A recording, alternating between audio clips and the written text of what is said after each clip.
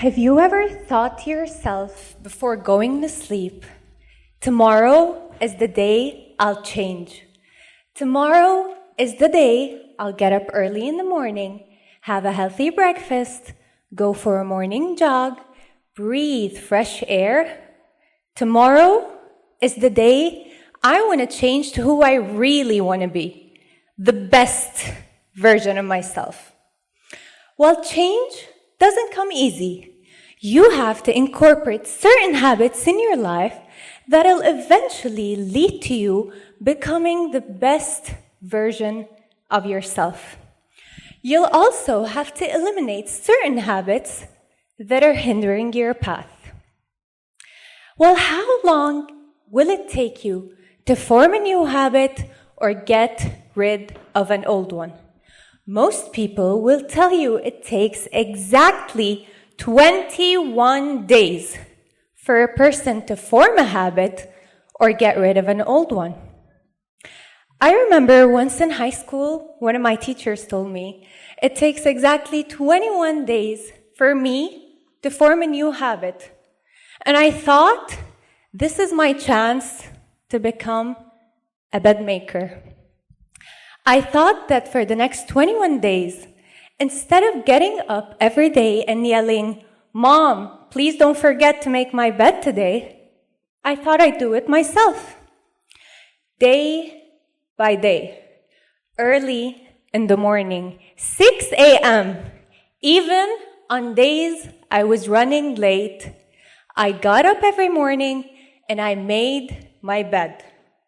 And I hated every second of it. And by day 22, I opened my eyes, and the first thing I did was say, "Mom, please don't forget to make my bed today." I quit. And of course, that was expected. And I thought, okay, maybe I'm just going to be a little bit worse at life than bed makers. Whatever. I do not exaggerate if I say that this 21-day theory is the most famous myth in the world of self-development. Let's dive a little into our theory to understand where the number 21 came from and the reasons for its spread in self-developmental books and courses. Dr. Maxwell Maltz was a plastic surgeon in the 1950s when he began noticing a strange pattern among his patients. For example, in a nose job, he saw that the patient took exactly 21 days to get used to start seeing his or her new nose. He also noticed that if a patient had an arm or leg amputated, the patient would acknowledge the feeling of their new limb for exactly 21 days before starting to get used to their new condition. Dr. Maltz published his theory in a book that went very famous in that era and sold over 30 million copies. And here, the conflict started brewing. And it made sense why people were starting to believe his theory. Why? Number one, the number 21 is considered a short period of time, and that's also considered a source of temptation, which means something you can do. Number two, the number 21 is also long enough to be believable. A difficult challenge, but not impossible. I mean, who wouldn't love to change their whole life within just 21 days?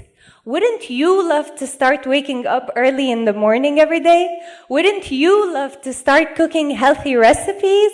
Wouldn't you love to start drinking weird smoothies? And all within less than 1 month? We'd go for it in a heartbeat. So is it true? Can we really change our lives within 21 days? I know that sounds very exciting, but there are actually a few factors you'd have to consider to be able to estimate the time it'll take you to form a new habit or get rid of an old, toxic one. Number one is the complexity of your goal.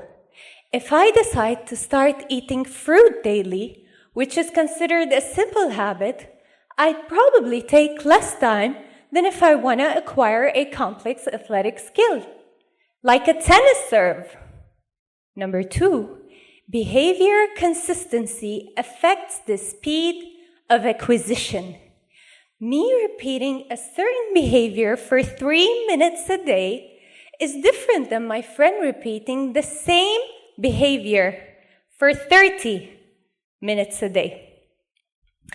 So we want to clear things up. How long will it take us to form a new habit or get rid of an old one? And is there a reliable study that we can depend on? Answer is yes. There is a famous study by the psychologist Philippa Lally titled How Are Habits Formed? The study followed 96 people over a period of 12 weeks.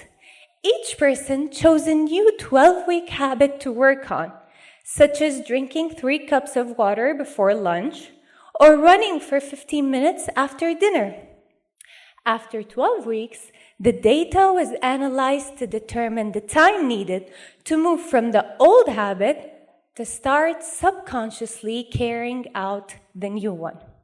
And after 12 weeks, we found that it took approximately 2 to 8 months in order for the task to become a habit, and 66 days to be exact. The difference in time it took to form a habit was largely due to the task itself, the person, and their circumstances, as some were able to form the habit within 18 days, while others took 254 days. So according to psychologist Lally, if you want to know the time required to form a new habit or get rid of an old one, the truth is that you may need 2 to 8 months and not just 21 days. Guys, whether it's 2 months, 3 months, a year, 2 years, it doesn't actually matter how long it takes, as much as it matters that you have to begin with today. And once you begin, make sure to maintain your new habit.